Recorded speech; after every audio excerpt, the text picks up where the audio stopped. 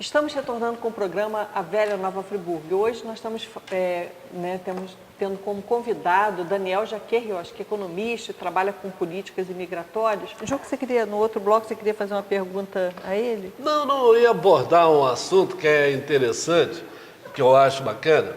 Uma das figuras que se destacou na vinda dos suíços para Friburgo, né, na primeira leva de suíços, né, era o professor Bonaventure Bardi.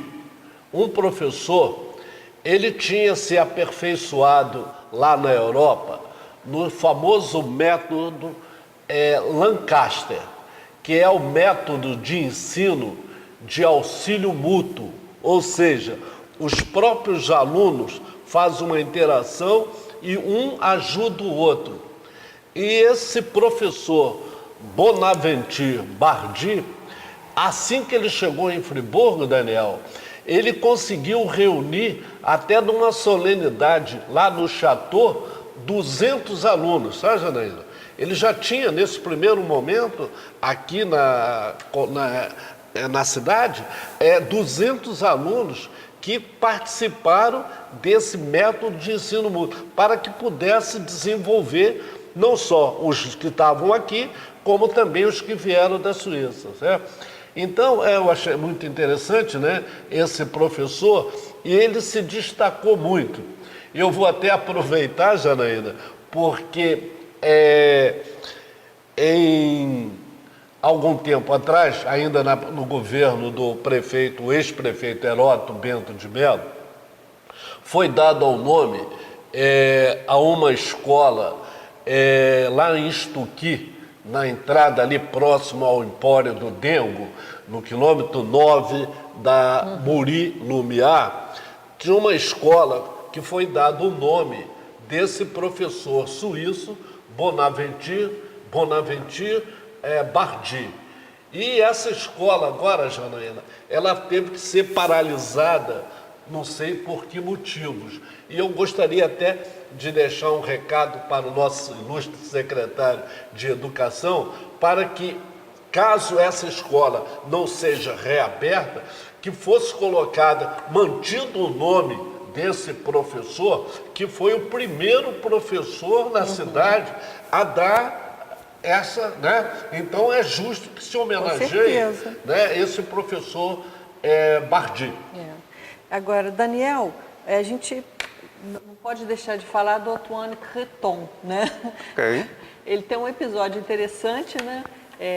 Que foi um suíço que foi para a região da bacia das cabeceiras do Rio Macaé de Cima, e ali ele encontra um quilombo. Como é que foi essa história? Ele era valizano. Não era valizano, mas era de Martigny, a minha cidade natal. Pois é, do Cantão do Valé. É mesmo, mas é minha cidade. Então, era de Martigny, então a gente chegou mais perto. E ainda tem família Creton lá, então é uma coisa quase de família. Era um pai de família, não era um jovem. Era o pai de outro Antoine e da Françoise, que tinha casado com Sardenberg e que nessa época era ama de leite, ao parecer, na corte. E o Sardenberg, o marido, tinha um emprego assim na biblioteca do rei. Alguma coisa assim. Então, o pai Antoine, com o filho dele, acho, e pode ser o genro, mas não conheço muito bem a história. Se foi a procurar terras aí, e se fala numa carta que ele mandou para o irmão dele na Suíça, que ele encontrou um quilombo. Ele usa o termo quilombo? Não. Em francês, não. Que ele fala de escravos fugidos, que tinham desmatado uma região, plantado feijão, tinham uma comunidade estabelecida.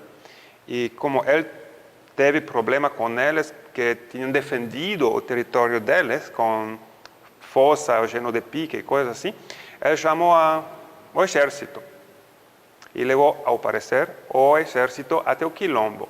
Então depois, ele descobriu esse quilombo. Ao parecer, mas não sei se é verdade se ele descobriu. É o fato que, enfim, ele falou a seu irmão, na carta, que foi muito mal o que o exército fez com os quilombeiros, mas não falou sem dar mais detalhes. E falou ao irmão que por ter ajudado, teve direito a ficar com as terras desbravadas dos quilombeiros.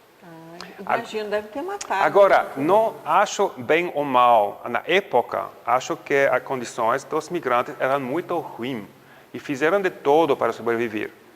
Era uma migração planificada, desejada e toda, e financiada, mas ao fim, as condições dos migrantes eram difíceis. Eles fizeram de tudo. E, a verdade, se vemos os descendentes hoje e o que fizeram dessa parte do país, como fizeram crescer a economia do café, como fizeram recuar a fronteira das terras cultivadas até Espírito Santo.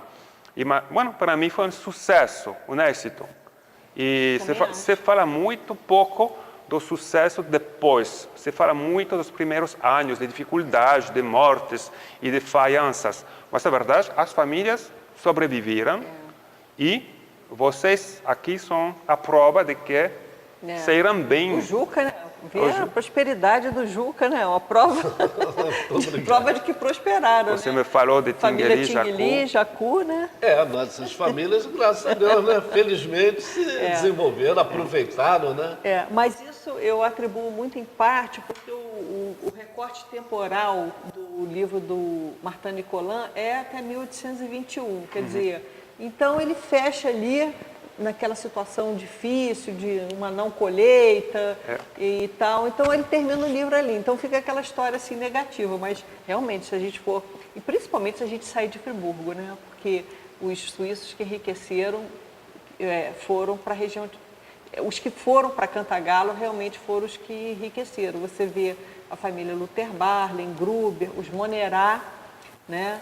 E os Vermelinger, todos e eles, muitos, Ertais quase também. todos. Ertal já é alemão. É alemão, mas esses todos... Todos prosperaram nessa região. Depois da inauguração, que é fundamental, a inauguração da estrada de ferro, né, Janaína, na nossa região, em que pôde exportar, né, a produção de todo esse centro-norte fluminense, Cantagalo, Cordeiro, Bom Jardim, Duas Barras, Sumidouro, a exportação e o crescimento da produção de café na região foi fundamental para que todos pudessem, né, dali partir, né, os familiares, né, a maioria foi para o Rio de Janeiro estudar, cresceu e voltaram, né, Janaína? Agora é interessante, Daniel, que você falou que a filha do Antoine Creton foi ama de leite de Dom Pedro II.